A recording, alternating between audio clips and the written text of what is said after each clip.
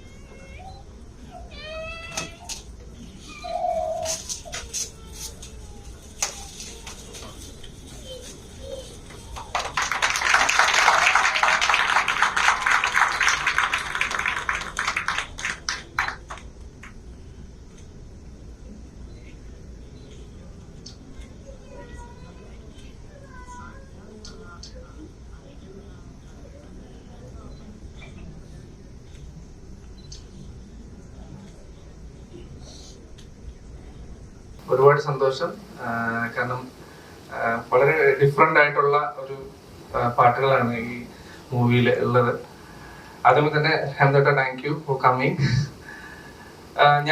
എനിക്കിപ്പോഴും ഓർമ്മയുണ്ട്, ഞാനൊരു ദിവസം എനിക്ക് ഡയറി എഴുതുന്ന ശീലമുണ്ട്. ഡയറി മീൻസ് എൻ്റെ ചെയ്യാനുള്ള വർക്കുകൾ ഇങ്ങനെ ലിസ്റ്റ് ചെയ്യുന്ന എഴുതി വെക്കുന്ന ഒരു ശീലമുണ്ട്.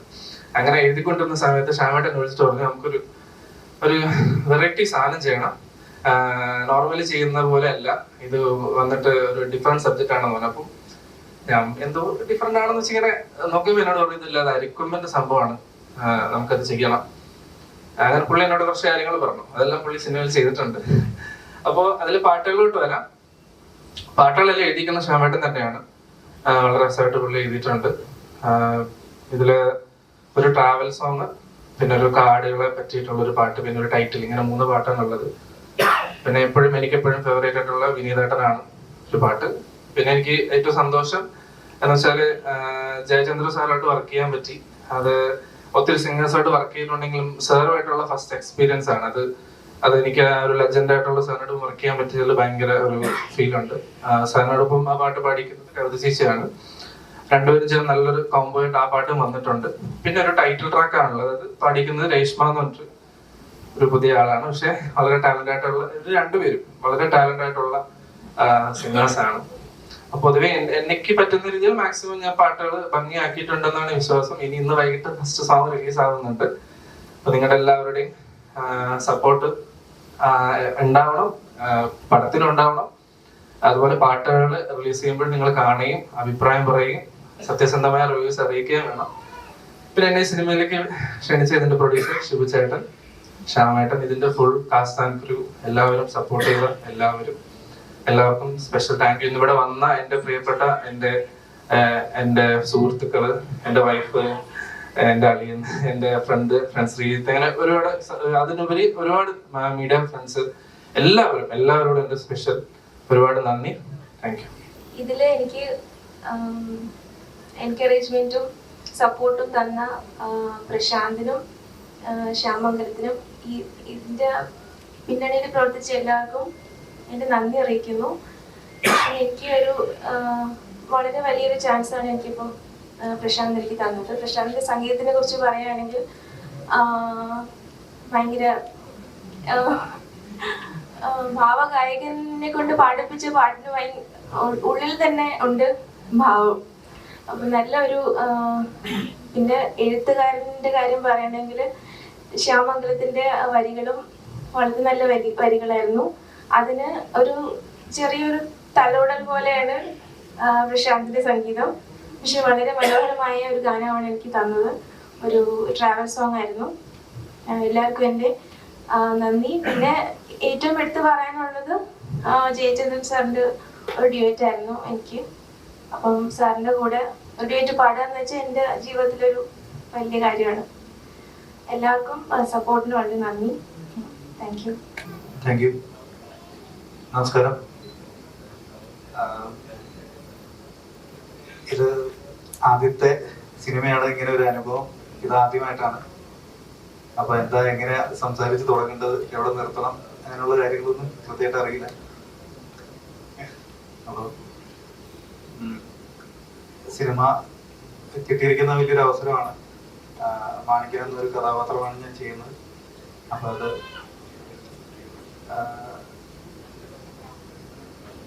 നല്ല രീതിയിൽ ചെയ്യാൻ സാധിച്ചു എന്ന് തന്നെയാണ് വിശ്വാസം. എല്ലാവരും സിനിമ കാണുക. അതുപോലെ ഇപ്പൊ ഈ അവസരത്തില് നന്ദി പറയേണ്ടത് ശ്യാംചേട്ടനോടാണ്. കാര്യം ഇങ്ങനെ ഒരു സബ്ജക്റ്റ് ആദ്യം പറഞ്ഞു, അത് എനിക്കത് ചെയ്യാൻ പറ്റുമെന്ന് ഒരു വിശ്വാസത്തിൽ എനിക്ക് ഏൽപ്പിച്ചു തന്നു. വളരെ സന്തോഷമുണ്ട്. ഞാൻ കൂടുതൽ ഇനിയൊന്നും അങ്ങോട്ട് പറയുന്നില്ല. Thank you. എല്ലാവരോടും വളരെ നന്ദി. സിനിമ എല്ലാവരും കാണാൻ സപ്പോർട്ട് ചെയ്യാം. Thank you. വളരെയധികം സന്തോഷമുണ്ട് ഈ ഒരു വേദിയിൽ എനിക്ക് നിൽക്കാൻ. ഒരിക്കൽ പോലും വിചാരിച്ചില്ല സിനിമയിൽ ഇങ്ങനെ ഒരു ചാൻസ് കിട്ടും എന്നുള്ളത്. കാരണം ഞാൻ പുതിയതായിട്ട് വന്ന ഒരാളല്ലേ, അപ്പം അത് തന്നെ വലിയൊരു കാര്യം. സ്പെഷ്യൽ താങ്ക്സ് ടു ശ്യാം ചേട്ടൻ ആൻഡ് പ്രശാന്ത് ചേട്ടൻ. ഒരു കാരണമാണ് എനിക്ക് ഈ സോങ് പാടാൻ സഹായിച്ചത്. അപ്പൊ നിങ്ങൾ ഈ സിനിമ ഇറങ്ങുമ്പോൾ ഇതെല്ലാം കാണുക, പാട്ട് കേൾക്കുക, സപ്പോർട്ട് ചെയ്യുക. Thank you. എൻ്റെ പേര് അർപ്പിത എന്നാണ്. എൻ്റെ 3ാമത്തെ സിനിമയാണ് കലാമുല്ല. ആദ്യം തന്നെ ശ്യാമങ്ങൾക്കും കലാമുല്ല ടീമിനും എൻ്റെ വളരെയധികം നന്ദി അറിയിക്കാനുണ്ട്. ഭയങ്കര സപ്പോർട്ടായിരുന്നു. ഷൂട്ടിംഗ് ആയാലും പിന്നെ ഇടയ്ക്കിടയ്ക്ക് ഇങ്ങനെ പതറിഞ്ഞ്, അപ്പൊ അതിൻ്റെ ഇടയ്ക്ക് എനിക്ക് ഭയങ്കര സപ്പോർട്ടായിരുന്നു. ശ്യാമങ്ങളായാലും കലാമുലയിലെ എല്ലാ ടീമും ഭയങ്കര സപ്പോർട്ടായിരുന്നു. അപ്പോൾ ആദ്യം തന്നെ നന്ദി. പിന്നെ സിനിമ ഇറങ്ങുമ്പോൾ എല്ലാവരും കണ്ട് അഭിപ്രായം പറയുക, സപ്പോർട്ട് ചെയ്യുക. കലാമുല എന്ന് പറയുന്ന ഈ ഒരു സിനിമയില് ഇങ്ങനൊരു അവസരം കിട്ടിയതിന് ആദ്യമേ നന്ദി അറിയിക്കുകയാണ്. ഈ സിനിമ എന്ന് പറയുന്നത് വളരെ ചെറുപ്പം തൊട്ട് ഉള്ളിൽ കൊണ്ടു നടന്ന വലിയൊരു മോഹം. അപ്പൊ അതിന് അവസരം കിട്ടുക എന്ന് പറയുന്നത് ഒരു വലിയ കാര്യം തന്നെയാണ്.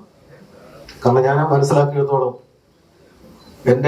ഞാൻ സിനിമാ മോഹം കൊണ്ടു നടന്ന ആ ഒരു കാലഘട്ടത്തിൽ തന്നെ സിനിമയെ സ്വപ്നമായി കൊണ്ടു നടന്ന പലരും ഈ രംഗത്തോട്ടൊന്നും എത്താൻ പോലും സാധിക്കാത്ത ആൾക്കാരുണ്ട്. ഒരുപക്ഷെ ഒരു ആദ്യത്തെ സ്റ്റെപ്പ് എന്ന നിലയ്ക്ക് എനിക്കിവിടെ എത്താൻ സാധിച്ചത് ദൈവത്തിന്റെ വലിയൊരു അനുഗ്രഹമായിട്ട് തന്നെ കാണുന്നു. ഈ സിനിമ എല്ലാവരും കാണണം, ഞങ്ങളെ സപ്പോർട്ട് ചെയ്യണം. വളരെ നല്ല രീതിയിൽ അതിൻ്റെ സ്ക്രിപ്റ്റ് ചെയ്യുകയും ഗാനരചന ചെയ്യുകയും അതേപോലെ തന്നെ അത് മേക്ക് ചെയ്യുകയും ചെയ്തിരിക്കുന്ന ശ്യാമംഗലത്തിനും ഞാൻ എൻ്റെ അഭിനന്ദനങ്ങൾ അറിയിക്കുകയാണ്. അതുപോലെ തന്നെ മനോഹരമായ സംഗീതം ചെയ്ത പ്രശാന്തിനും അത് ആലപിച്ച എല്ലാ ഗായകർക്കും ഒക്കെ ഞാൻ എൻ്റെ ആശംസകൾ അറിയിക്കുന്നു. എല്ലാ ആൾക്കാർക്കും, ഇന്ന് ഇവിടെ എത്തിച്ചേർന്ന എല്ലാ ആൾക്കാർക്കും, മാധ്യമ സുഹൃത്തുക്കൾക്കും എല്ലാം പ്രത്യേകമായ നന്ദി രേഖപ്പെടുത്തുന്നു. ഈ സിനിമ എല്ലാവരും കണ്ട് അതിനെ വിജയിപ്പിക്കണമെന്നും ഈ ഒരു സിനിമ ഞങ്ങളിലെ പലർക്കും നാളെ ഒരു മുകളിലേക്കുള്ള ഒരു ഉയർച്ചയുടെ ഭാഗമായിട്ട് അതിനൊരു നിമിത്തമായി മാറട്ടെ എന്ന് ഞാൻ ആത്മാർത്ഥമായിട്ട് പ്രാർത്ഥിക്കുന്നു, ആശംസിക്കുന്നു. നന്ദി, നമസ്കാരം. ഇതൊരു അരീക്കൊമ്പൻ ചിത്രമാണ്. വനങ്ങളെ പച്ചപ്പുകളെയും ഞാൻ മുമ്പേ പറഞ്ഞ പോലെ തന്നെ വനങ്ങളെയും പച്ചപ്പുകളെയും നിലനിർത്തുക. പിന്നെ ഇതിൻ്റെ അകത്ത് അരീക്കൊമ്പൻ നാട് കടത്തപ്പെട്ടല്ലോ, അപ്പൊ അതുമായി ബന്ധപ്പെട്ടിട്ടുള്ള കൂടുതലൊന്നും വെളിപ്പെടുത്താൻ പറ്റാത്തൊരവസ്ഥയാണ്. പിന്നെ കുറെ പ്രശ്നങ്ങളുണ്ട് അതിൻ്റെ അകത്ത്. ആ സിനിമ കാണുമ്പോൾ മാത്രമേ മനസ്സിലാവുള്ളൂ. ആർക്കൊക്കെ കൊള്ളുമെന്നും എങ്ങനെയൊക്കെ കൊള്ളുമെന്നൊന്നും പറയാൻ പറ്റില്ല. ഒരു സിനിമയായി തന്നെ കാണുക, അതാണ് ഇതിൻ്റെ അകത്ത് മെയിനായിട്ട് പറയാനുള്ളത്. പിന്നെ പുതുമുഖങ്ങളെ വെച്ചിട്ട് സിനിമ എടുക്കുക എന്ന് പറയുന്നത് ഇപ്പോഴത്തെ സമയത്ത് വലിയ പാടുള്ള കാര്യമാണ്. അതിനെ ഇവിടെ വരെ എത്തിക്കുക, അല്ലെങ്കിൽ ഈ ഒരു ഓഡിയോ ലോഞ്ചിലേക്ക് വരെ എത്തിക്കുക എന്ന് പറയുന്നത് തന്നെ വലിയ പാടാണ്. കാരണം നമുക്ക് കിട്ടേണ്ട സപ്പോർട്ടുകൾ പല സൈഡിൽ നിന്നും കിട്ടാതെ വരും. അങ്ങനെയൊക്കെ ഉള്ള പ്രതിസന്ധികളിലൂടെയാണ് ഈ സിനിമ ഇവിടെ വരെ എത്തി നിൽക്കുന്നത്. പല സമയത്ത് ഈ പടം നിന്നു പോകുന്ന ഒരവസരം ഉണ്ടായിരുന്നു, നിന്നു പോയെന്നവരെ വിചാരിച്ചിരുന്നു. അപ്പം അവിടുന്ന് മുന്നോട്ട് ഇവിടെ വരെ എത്തി. എല്ലാം ഏകദേശം തീർന്നിരിക്കുന്ന ഒരു ഇതിലേക്ക് എത്തി നിൽക്കുന്നു. ഇതിനകത്ത് സുഭാഷ് ആണെങ്കിലും ജയൻ, അതിൻ്റെ അകത്ത് അഭിനയിച്ച എല്ലാവരും പല സിനിമകളിലൊക്കെ അഭിനയിച്ചിട്ടുണ്ടെങ്കിലും അവരുടെ പെർഫോമൻസ് നല്ല പെർഫോമൻസ് ആണ് അവർ ഇതിനകത്ത് നടത്തിയിരിക്കുന്നത്. അർപ്പിതയാണെങ്കിൽ അർപ്പിത ഇപ്പൊ ലൈല എന്ന് പറയുന്ന ഒരു പടത്തില്, വെങ്കടേഷൻ സാറിന്റെ പടത്തില് ഫുൾ ലൈല എന്ന് പറയുന്ന ക്യാരക്ടർ കംപ്ലീറ്റ് തമിഴിൽ ചെയ്തിട്ടാണ് വന്നിരിക്കുന്നത്. പടം റിലീസായി. പിന്നെ സാസിക ആണെങ്കിലും, പിന്നെ പ്രത്യേകിച്ച് പറയാനുള്ള എൻ്റെ ക്യാമറമാന്മാര് ഷിജാസ് ആൻഡ് അമല്, വെളുപ്പിനെ ഒരു 5 മണി വരെയൊക്കെ ഷൂട്ട് പോയിട്ടുണ്ട്. ഒരു 4 ദിവസമൊക്കെ അടുപ്പിച്ച്. അപ്പോഴും ഫുൾ സപ്പോർട്ടായിട്ട് കൂടെ നിന്ന അമലും ഷിജാസും, അവരോടുള്ള നന്ദി ഈ അവസരത്തിൽ ഞാൻ രേഖപ്പെടുത്തുന്നു. അരീക്കൊമ്പൻ ഒരു പ്രശ്നമായിട്ട് തന്നെ വരും, അത് ഉറപ്പാണ്. ഇതൊരു തള്ളല്ല, സത്യമായ കാര്യമാണ്. അല്ലെങ്കിൽ അരിക്കൊമ്പന് വേണ്ടിയാണോ അല്ലെങ്കിൽ കാടിന് വേണ്ടിയാണോ? കാടിന് വേണ്ടിയാണ്. സംരക്ഷിക്കുക അല്ലെങ്കിൽ കാടിനെ സംരക്ഷിക്കുക എന്നുള്ള ഉദ്ദേശം മാത്രം ലക്ഷ്യം വെച്ചിട്ടുള്ളതാണോ, അല്ലാതെ ഒരു നല്ലൊരു സിനിമ ഉണ്ടാക്കുക എന്നുള്ളതാണോ? ഇതില് ശരിക്കും ശ്യാമേട്ടൻ ഇതിനകത്ത് കുറച്ച് പരിമിതികളുണ്ട്. കാരണം ഇങ്ങനെ ഇപ്പോഴത്തെ ഒരു സാഹചര്യത്തിൽ പറയാൻ പറ്റാത്ത കുറച്ച് കാര്യങ്ങൾ ആ സിനിമയ്ക്കുള്ളിലുണ്ട്. അതുപോലെ ഒരുപക്ഷെ ഈ പറഞ്ഞ ഈ അരിക്കൊമ്പൻ പോയതിന്റെ പിന്നില് റീസൺ ആവാം, പല കാരണങ്ങളുണ്ടാവുമല്ലോ. അപ്പൊ അത് ശ്യാമേട്ടൻ ഇങ്ങനെ ഇവിടെ നിന്ന് വിളിച്ചു പറയാൻ പറ്റില്ല. അപ്പൊ അതുകൊണ്ടാണ് ശ്യാമേട്ടൻ ഇങ്ങനെ കൺജസ്റ്റഡ് ആയിട്ട് ഇങ്ങനെ അവിടെ എവിടെയും തൊടാതെ സംസാരിക്കുന്നത്. ഇതുകൊണ്ട് ഉദ്ദേശിക്കുന്നത് ശരിക്കും ഈ വനസംരക്ഷണം എന്ന് തന്നെയാണ്. വനസംരക്ഷണം വരുമ്പോ അതിൽ ഈ പറഞ്ഞ വനങ്ങളും ചെടികളും മൃഗങ്ങളും എല്ലാം വരുമല്ലോ. അപ്പൊ ഞാൻ പറഞ്ഞില്ലേ, ഇത് ഇങ്ങനെ വിട്ടു പറയാൻ പറ്റില്ല. കാരണം പറഞ്ഞ പിന്നെ എല്ലാം ഔട്ടായ ഒരു അവസ്ഥ സാഹചര്യമാണ്. അപ്പൊ സിനിമ കണ്ട് തന്നെ അത് മനസ്സിലാക്കേണ്ടി വരും. ആ പാട്ടിനകത്ത് തന്നെ വിനീതേട്ടൻ പാടിയേക്കുന്ന പാട്ടിനകത്ത് തന്നെ ഉണ്ട് ജീവന്റെ ജീവനായ കാട് നമ്മുടെ ജീവനാണെന്ന് ഓർക്കണം, നമ്മൾ ഓർക്കണം. കാടിന്റെ സംഗീതം അറിയാത്തൊരു ലോകം, പുതിയ ലോകത്തെ കുട്ടികൾക്ക് കാടിന്റെ സംഗീതം അറിയില്ല. അവര് കാട്ടിൽ പോകുന്നത് വേറെ പല കാര്യത്തിനായിരിക്കാം. അപ്പൊ ആ പച്ചപ്പുകളെ നിലനിർത്തിയെങ്കിൽ മാത്രമേ ജീവൻ നാളെ നിലനിൽക്കുകയുള്ളൂ. നോർമലി അരിക്കൊമ്പന്റെ ഒരു കഥ പറയുമ്പോൾ അതിനകത്ത് തീർച്ചയായിട്ടും ഒരു ആന വേണം. അപ്പം ഈ ആനപ്രേമികൾക്ക് ഇതൊരു വിരുന്നായിരിക്കുമോ ഈ സിനിമ? തീർച്ചയായിട്ടും. അത് എങ്ങനെ ട്രീറ്റ് ചെയ്തു എന്നാണ് സിനിമ കാണുന്നതിന് മുമ്പ് പറയാൻ സാധിക്കാം? ആനയുണ്ട്, സിനിമയിൽ ആനയുണ്ട്. അരീക്കൊമ്പന്റെ കൊമ്പുകളുമായി ആനയുണ്ട്. അരീക്കൊമ്പനെ നമുക്ക് കൊണ്ടുവരാൻ പറ്റില്ല, പക്ഷെ അരീക്കൊമ്പന്റെ കൊമ്പടക്കം ആനയുണ്ട്. ഈ ഒരു പടത്തില് 3 പാട്ടുകൾ നമ്മൾ കേട്ടു. ആ 3 പാട്ടുകൾ ഒരു സാധാരണക്കാർക്ക് പാടാൻ സാധിക്കുന്ന രീതിയിലുള്ള ഒരു ട്യൂണായിട്ടാണ് തോന്നിയത്. അപ്പൊ അത് അത്രയും സിമ്പിൾ ആക്കിയതാണോ അതോ ഈ ഒരു അല്ല, ഈ മൂവി ശരിക്കും ഇത് പോകുന്ന ഒരു രീതി അങ്ങനെയാണ്. മീൻസ് ഇതിന്റെ ഒരു ജേർണി എന്ന് പറഞ്ഞാല് ഈ പറഞ്ഞ കുറച്ച് കാര്യങ്ങൾ പറയുന്നുണ്ടെങ്കിലും ഒത്തിരി ഇമോഷൻസ്, ഈ പറഞ്ഞ പോലെ കാടിന്റെയും അരിക്കൊമ്പന്റെയും ഒരു ഇമോഷണൽ ട്രാക്കാണ് ഇത് പല മേഖലകളിൽ ഈ പടം പോകുന്നത്. അപ്പൊ അതുകൊണ്ട് തന്നെ ഇതിന്റെ അകത്തൊരു അടിച്ചുപൊളി അല്ലെങ്കിൽ ഒരു അങ്ങനത്തെ ഒരു സാധ്യതകൾ കുറവുള്ള ഒരു മൂവിയാണ്, ഒരു പ്രകൃതി മൂവിയാണ്. അപ്പൊ അതുകൊണ്ട് തന്നെ പാട്ടുകളെല്ലാം ഭയങ്കര സിമ്പിൾ ആയിട്ടൊരു എല്ലാവർക്കും ആസ്വദിക്കാൻ പറ്റുന്നത്, ഏറ്റുപാടാൻ പറ്റുന്നതും, അല്ലാന്നുണ്ടെങ്കിൽ ടച്ച് ചെയ്യുന്നതായിട്ട്. ഇപ്പൊ ഒരു കാടിനെ സ്നേഹിക്കുന്ന അല്ലെങ്കിൽ പച്ചപ്പിനെ സ്നേഹിക്കുന്ന ഒരാള് ഈ പാട്ട് കേൾക്കുമ്പോ എനിക്കൊരു ഫീൽ ഉണ്ടാവണം എന്ന് വെച്ചിട്ട് ആ എല്ലാ 3 പാട്ടുകളും ആ ഒരു രീതിയിൽ തന്നെയാണ് ചെയ്തേക്കുന്നത്. ശ്യാമേട്ടനോട് ആവശ്യപ്പെട്ടതും അങ്ങനെയാണ്.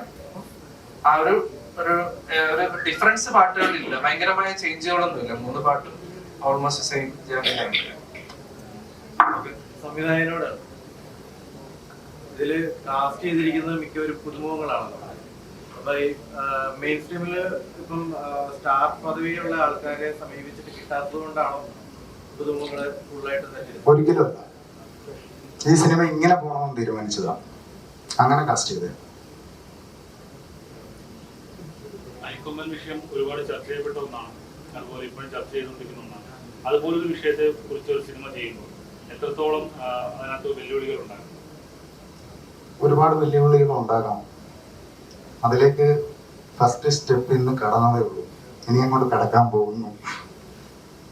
ഇങ്ങനെ ഒരു സബ്ജക്ട് എടുത്ത സമയത്ത് എന്തെങ്കിലും പ്രതിസന്ധികൾ, അതായത് അരിക്കൊമ്പൻ ഏറെ ചർച്ച വിഷയമായതാണ് 2 രീതിയിൽ, അരിക്കൊമ്പനെ സപ്പോർട്ട് ചെയ്തിട്ടാണെങ്കിലും അല്ലെങ്കിൽ നിങ്ങൾ ആ ഒരു പോയിന്റ് ഓഫ് സ്ട്രാറ്റജി മെയിനായിട്ട് പറയുന്നുണ്ട്, എന്തെങ്കിലുമൊക്കെ പ്രതിസന്ധികൾ ഇതിനു മുമ്പ് ഉണ്ടായിട്ടുണ്ടോ? അല്ലെങ്കിൽ ഈ സിനിമയുടെ ഷൂട്ടിന്റെ സമയത്തോ അല്ലെങ്കിൽ ഇങ്ങനൊരു സബ്ജക്ട് തുടങ്ങിയ സമയത്തോ അല്ലെങ്കിൽ എന്തെങ്കിലും പ്രതീക്ഷിക്കുന്നു? എനിക്കത് മനസ്സിലായില്ല എങ്ങനെയാണെന്ന്. അതായത് ഏതെങ്കിലും ഭാഗത്തു നിന്നുള്ള പ്രതിസന്ധികൾ? ഇല്ല, അങ്ങനെ ഒന്നും ഉണ്ടായിട്ടില്ല. വളരെ ഇപ്പം ഇത് ഷൂട്ട് ചെയ്തിരിക്കുന്നത് മൂന്നാറ്, വാഗമണ്ണ്, പിന്നെ പാലക്കാട്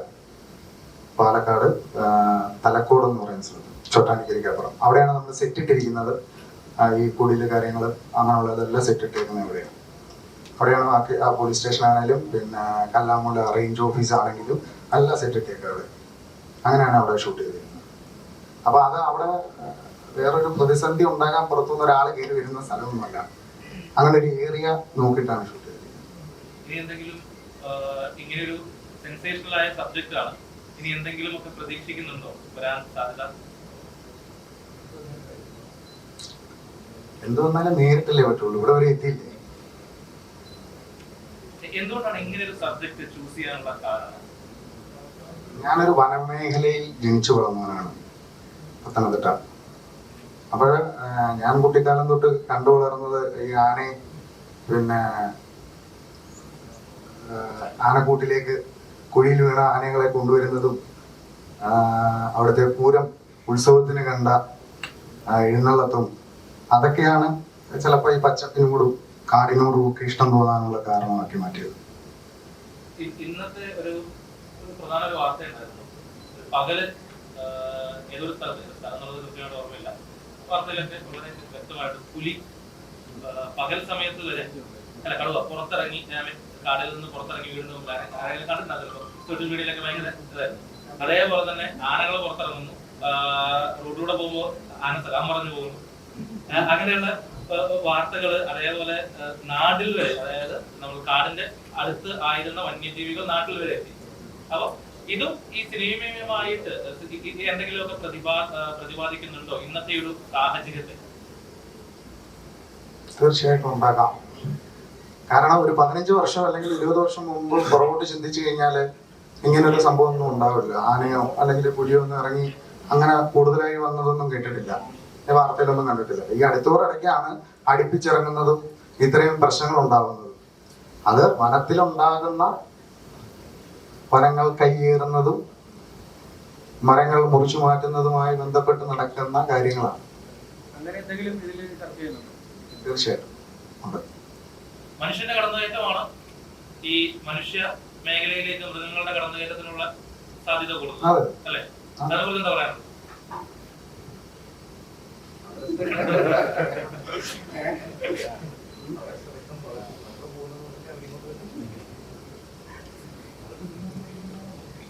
മനുഷ്യൻ കടന്നു കയറുന്നത് കൊണ്ടാണല്ലോ. മനുഷ്യൻ കടന്നു കയറി ചെല്ലുമ്പോഴത്തേക്ക് വനങ്ങൾ നാടായി മാറിക്കൊണ്ടിരിക്കുന്നു. പിന്നെ അവരെ കൊണ്ട് ഈ വിഷയം നിങ്ങൾ സിനിമയുമായിട്ട് എന്തെങ്കിലും ബന്ധമുണ്ടോ? തീർച്ചയായിട്ടും ബന്ധമുണ്ട്, കൃത്യമായി പഠനമുണ്ട്. ഈ ഒരു സബ്ജക്ട് കൂട്ടി വായിക്കേണ്ടത് ഇപ്പൊ എല്ലാ മനുഷ്യർക്കും അവകാശം ഉള്ളത് ഒരു ഭൂമി എന്നുള്ള ഒരു അവകാശം നിലനിൽക്കുന്നുണ്ടല്ലോ. സ്വാഭാവികമായിട്ടും ഇന്നുള്ള ഭൂമി മതിയാവാതെ വരുന്നു എന്നുള്ള ഒരു സംഭവം അതിനകത്ത് ജനിക്കുന്നുണ്ട്. അപ്പൊ ഓട്ടോമാറ്റിക്കലി അങ്ങോട്ടും അവരിങ്ങോട്ടും കടന്നു കയറും. അത് സ്വാഭാവികമല്ലേ? അതിനകത്ത് ഇപ്പൊ എന്ത് ചെയ്യാൻ പറ്റും? പച്ചപ്പുകളൊക്കെ ഇല്ലാണ്ടായി കഴിഞ്ഞാൽ ഒരു കാലത്ത് ഓക്സിജൻ വില കൊടുത്ത് മേടിക്കേണ്ടി വരും.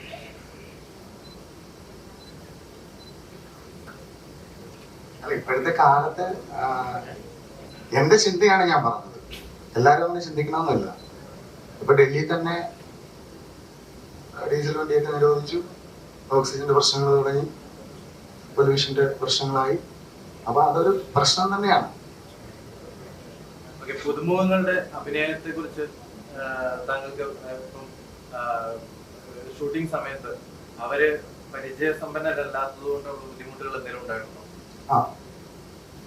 പരിചയസമ്പന്നരല്ലാത്തത് കൊണ്ട് അതിൻ്റെതായ ടൈമിങ്, ഷൂട്ട് വെക്കുമ്പോൾ ആ ടൈമിങ്ങില് കുറെ പ്രശ്നങ്ങൾ ഉണ്ടായിട്ടുണ്ട്. പക്ഷെ അതൊക്കെ തരണം ചെയ്ത് നന്നായിട്ട് ഇവർക്കൊക്കെ ഞാൻ ഇപ്പൊ 1 വർഷമായി. അതിനു മുമ്പ് ഒരു 6 മാസം മുമ്പ് തന്നെ സുഭാഷ് സ്ക്രിപ്റ്റില് എല്ലാം കൂടെ ഉണ്ടായിരുന്നു. എല്ലാവരും ആ ഗ്രൂപ്പിലൂടെ എല്ലാ കാര്യങ്ങളും പറയുന്നുണ്ടായിരുന്നു. അങ്ങനെ ചർച്ച ചെയ്ത് ഓരോ സീനുകളും എല്ലാവരോടും ഡിസ്കസ് ചെയ്ത് ലൊക്കേഷനിൽ വന്നാലും സീനുകൾ പ്ലാൻ ചെയ്ത് അങ്ങനെ ഷൂട്ട് ചെയ്ത് പോയതാണ്. നൈറ്റ് കൂടുതലുണ്ടായിരുന്നു. നൈറ്റ് സീൻസ്, മഴ, കൊലപാതകം.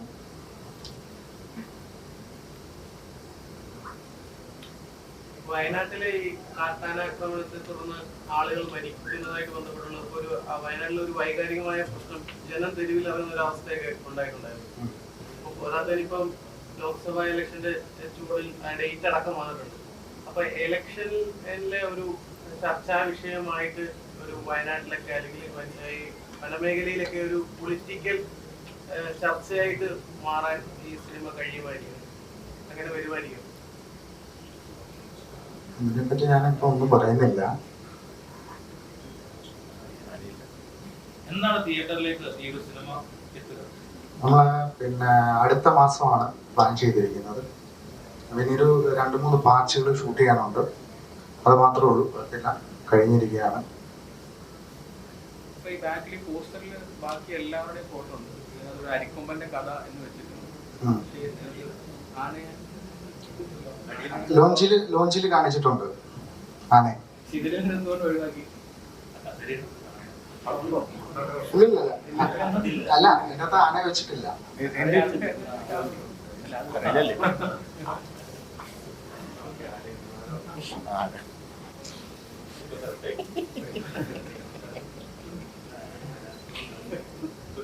പടത്തിനെക്കാട്ടിലും ജീവനോട് കാണിക്കുമ്പോൾ ഒരു സുഖം വേറെ അല്ലേ? നോർമലി ഇപ്പം ഇങ്ങനെയുള്ള സബ്ജക്ട് എടുക്കുമ്പോൾ ജനങ്ങൾക്ക് ഇപ്പം മാസ് ഐറ്റംസ് ഒന്നും ഒരു സീൻസ് ഒന്നും ഇതിനകത്ത് പ്രതീക്ഷിക്കാൻ സാധിക്കുമെന്ന് തോന്നുന്നില്ല. അപ്പം അങ്ങനെയുള്ള സിനിമകൾ ഇവിടെ വിജയിക്കും, അതിന് ഇപ്പം മുടക്കുമുതൽ തിരിച്ചു കിട്ടും എന്നൊരു വിശ്വാസമുണ്ടോ? ഇത് S2 മീഡിയ പ്രൊഡക്ഷൻ എന്ന് പറയുന്ന എൻ്റെ കമ്പനിയാണ്. എൻ്റെ അളിയൻ തന്നെയാണ്. ഞങ്ങൾ രണ്ടുപേരും കൂടെയാണ് ഇതിൽ പ്രൊഡ്യൂസിങ് ചെയ്തിരിക്കുന്നത്. പിന്നെ ഇതൊരു റിട്ടേൺസ് കിട്ടും എന്ന് വെച്ചിട്ടല്ല പുതുമുഖങ്ങളെ വെച്ചിട്ട് നമ്മൾ സിനിമ ചെയ്യാൻ ഇറങ്ങി തിരിച്ചത്. കുറച്ചുപേര് നല്ല അവസരങ്ങൾ കൊടുക്കുക, അഭിനയിക്കാൻ അറിയാവുന്നവർക്ക്, പിന്നെ നല്ലൊരു പ്രോജക്റ്റ് ഉണ്ടാക്കുക. ആ പ്രോജക്റ്റിന് ഒരു നല്ല കണ്ടന്റ് ഉണ്ടായിരിക്കണം. അത് ഒരു മെസ്സേജ് ആയിട്ട് കൊടുക്കണം. കുറച്ചുപേരെങ്കിലും അറിഞ്ഞാൽ മതി, ഒത്തിരി പേര് അറിയണ്ട.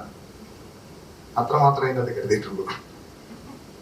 പിന്നെ ഇതിന്റെ ആദ്യം തൊട്ട് ഓരോ ഘട്ടങ്ങളിലും എൻ്റെ ഒപ്പം പ്രശാന്ത് യാത്ര ചെയ്തുകൊണ്ടിരിക്കുന്ന ഒരാളാണ്. പിന്നെ പല സന്ദർഭങ്ങളിൽ വിനോദേട്ടായി പൂനെയിലുള്ളത് രാജേട്ടൻ, അതുപോലെ ഒരുപാട് പേര് ഒത്തിരി സപ്പോർട്ടായിട്ട് നമുക്ക് ഈ സിനിമയ്ക്ക് ഇരുന്നിട്ടുണ്ട്. സുഭാഷ് ആണെങ്കിലും പിന്നെ പേടിയാണ് സുഭാഷിന് എല്ലാത്തിനും, പൊതുവെ അങ്ങനെ. അതാണ് സുഭാഷ്. സിനിമാമോഹമായിട്ട് ഒരു 6 വർഷക്കാലമായിട്ട് നടന്നു. അത് കഴിഞ്ഞിട്ടാണ് ഒരു പ്രത്യേക സാഹചര്യത്തിൽ സുഭാഷിനെ ചേട്ടന്റെ ഇതിൽ പരിചയപ്പെടുകയും അങ്ങനെ ഇവന്റെ രൂപം കണ്ടിട്ടാണ് ഞാൻ അതിനകത്ത് മാണിക്കൻ എന്ന് പറയുന്ന ക്യാരക്ടറെ സെലക്ട് ചെയ്തത്. അതൊരു മാറഞ്ഞപുരിയുടെ ഫ്രണ്ടിൽ ഇരുന്നിട്ട് ഞാൻ കഥ പറയുന്നത്. എന്നിട്ട് അവൻ എന്നോട് ചോദിച്ചു, ചേട്ടാ ഇത് സിനിമ ചെയ്യാനാണോ? ഞാൻ പറഞ്ഞു ആണ്, നീയാ നായകൻ. അങ്ങനെയാണ് കാസ്റ്റ് ചെയ്തത്. അങ്ങനെ ഓരോരുത്തരെ ഇതിൻ്റെ അകത്ത് വന്നവരാണ്. അതുപോലെ നമ്മുടെ FACTയിലെ സുരേഷ് ഏട്ടൻ ഗംഭീര ക്യാരക്ടറായിരിക്കുന്നത്. പുള്ളി പിന്നെ കഥകളി അടക്കമുള്ള പല മേഖലകളിൽ നിന്നിട്ടുള്ളതാണ്. അതുപോലെ ജയൻ മിമിക്രി ആർട്ടിസ്റ്റായിട്ട് വന്ന ആളാണ്. മാസ് എന്ന് ചോദിച്ചില്ലേ, മാസ് ഇതിനകത്ത് നല്ലൊരു അടിയുണ്ട്, നല്ല ഗംഭീര അടിയും 2 കൊലപാതകങ്ങളും ഉണ്ട്. പിന്നെ ഇന്ത്യൻ വോളിബോൾ താരം കിഷോർ കുമാർ ഏട്ടൻ വില്ലനായിട്ട് വരുന്ന ചിത്രമാണ്. കിഷോറേട്ടൻ ഇന്ന് വരാൻ ഇവിടെ പറ്റിയില്ല, ചെന്നൈയിൽ കളി നടന്നുകൊണ്ടിരിക്കുക, അതുകൊണ്ടാണ് വരാൻ പറ്റായത്.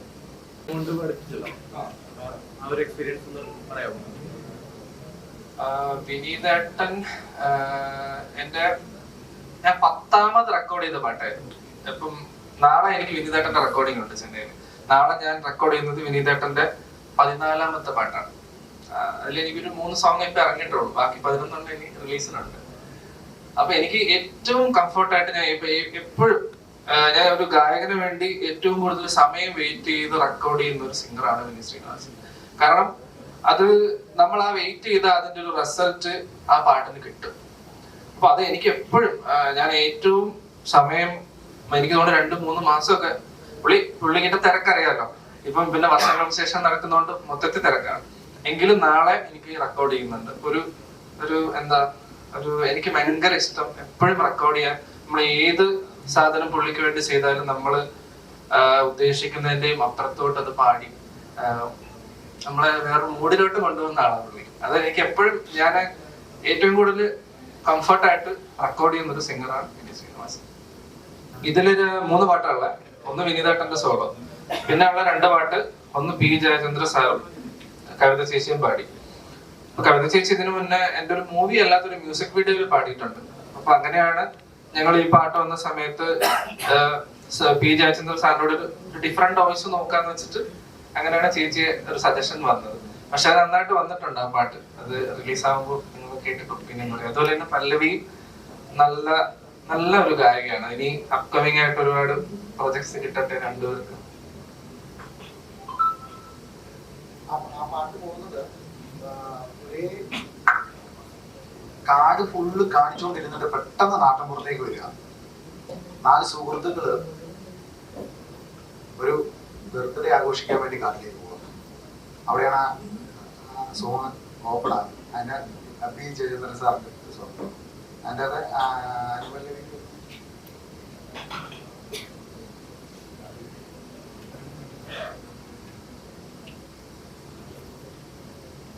അങ്ങനെ പോകുന്നൊരു സോങ്ങാണ്. അവര് കാട്ടിലെത്തിപ്പെടുമ്പോൾ ആനയെ ആക്രമിക്കുന്നു. എന്താണ് സിനിമയെ കുറിച്ച് ഉള്ള ഇപ്പൊ പുതിയതായിട്ട് പെട്ടെന്ന് വന്ന ഒരു വേഷമാണെന്ന് പറയുന്നു. വലിയ പ്ലാനിങ് ഒന്നും ഇല്ലാതെ ഇരുന്ന ആളാണല്ലോ. അപ്പൊ ഈ ഒരു എക്സ്പീരിയൻസ് എങ്ങനെയാണ്? അപ്പൊ അതൊരു ഭാഗ്യം തന്നെയാണ്. കാര്യം ഫസ്റ്റ് പടം അങ്ങനെ ഒരു മെയിൻ ക്യാരക്ടർ കിട്ടിയിരുന്നു. അതിനെ ഇപ്പോ നമ്മുടെ ഈ ഒരു കാലഘട്ടമായിട്ട് അത്രയും റിലേറ്റ് ചെയ്യുന്നതായതുകൊണ്ട് അത് ആ ഒരു ക്യാരക്ടർ കിട്ടിയത് വളരെ സന്തോഷമാണ്. കാര്യം മിക്കവർക്കും കിട്ടിയാൽ എന്താ പറയാ ചെയ്യാൻ ആഗ്രഹം തോന്നുന്ന ടൈപ്പ് ഒരു ക്യാരക്ടർ അതെനിക്ക് കിട്ടിയതിൽ വളരെ സന്തോഷമുണ്ട്. പടം പറയുന്നത് സീരിയസ് ആയിട്ടൊരു വിഷയമാണ്. അപ്പൊ ഈ സിനിമയില് വന്നപ്പോ എന്തായിരുന്നു പ്രതീക്ഷ? പ്രതീക്ഷ ആദ്യം ശ്യാമംഗള അരിക്കൊമ്പന്റെ കഥ പറഞ്ഞു. അപ്പൊ ഭയങ്കര ഇഷ്ടപ്പെട്ടു. കാരണം ന്യൂസിലൊക്കെ കാണാറുണ്ട് അരിക്കൊമ്പനെ നാട് കടത്തുക, അങ്ങനെയുള്ള കാര്യങ്ങളൊക്കെ കണ്ടിട്ടുണ്ട്. അപ്പോ ഇത് നമ്മളൊരു സിനിമയിലൂടെ എടുക്കാന്ന് വെച്ചാല് ഭയങ്കര ഒരു എക്സൈറ്റ്മെന്റിലൂടെയാണ് ഞാനത് കഥ കേട്ടത്. അപ്പോൾ എനിക്ക് ഭയങ്കര ഇഷ്ടപ്പെട്ടു കഥ. അപ്പോൾ എൻ്റെ ക്യാരക്ടറിന്റെ നെയിം ചിന്നൂട്ടി എന്നാ പറഞ്ഞിട്ടുണ്ടായിരുന്നു. അപ്പോൾ ഷൂട്ടിങ്ങെല്ലാം നല്ല രീതിയിൽ നടന്നിട്ടുണ്ട്. ശ്യാമങ്ങളും കലാമല ടീമും ഭയങ്കര സപ്പോർട്ടായിരുന്നു.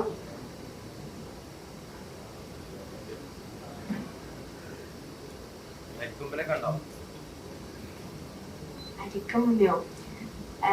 എൻ്റെ സീനില് ഞാനുണ്ടായിരുന്ന സീനിൽ അരിക്കൊമ്പന ഉണ്ടായിട്ടില്ല.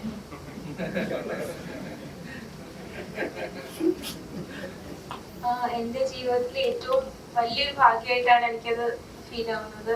കാര്യം ചെറുതിലെ മുതൽ ഞാൻ കേൾക്കുന്നത് ജയചന്ദ്രൻ സാറിന്റെ പാട്ടുകളിൽ നമുക്ക് അങ്ങനെ ആലോചിക്കാൻ പോലും പറ്റില്ല. സാറിന്റെയും കൂടെ പാടുകയെന്ന് വെച്ചാൽ പിന്നെ എന്തോ ഒരു ദൈവഭാഗ്യം എന്ന് തന്നെ പറയണം എനിക്ക് ഈ ഒരു അവസരം കിട്ടിയത്. അതിൽ വലിയ സന്തോഷമുണ്ട്. എങ്ങനെ അറിയിക്കണമെന്ന് അറിയത്തില്ല. പാട്ട് രണ്ടുപേര് പാടുവോ?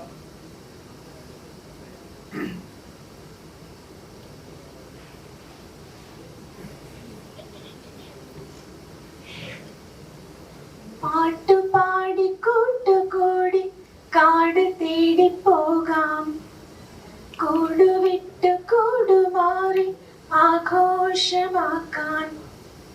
പാട്ടുപാടി കൂട്ടുകൂടി കാട് തേടി പോകാം, കൂടുവിട്ട് കൂടുമാറി ആഘോഷമാക്കാൻ. കാറ്റുപോലെ കരളുപോലെ ചങ്ങാതിമാരെ തേടി തേടി, കവിത പോലെ കനവ് പോലെ ആ കടല് പോലെ നമ്മളൊന്നായി വെൺമണി കൊഞ്ചുന്നൊരാകാശതാരത്തെ കൂരിരുൾ കാട്ടിലെ മിന്നും തിരിനാളമായി തെളിഞ്ഞൊരാ പുഞ്ചിരി. പാട്ടുപാടി കൂട്ടുകൂടി കാട് തേടി പോകാം.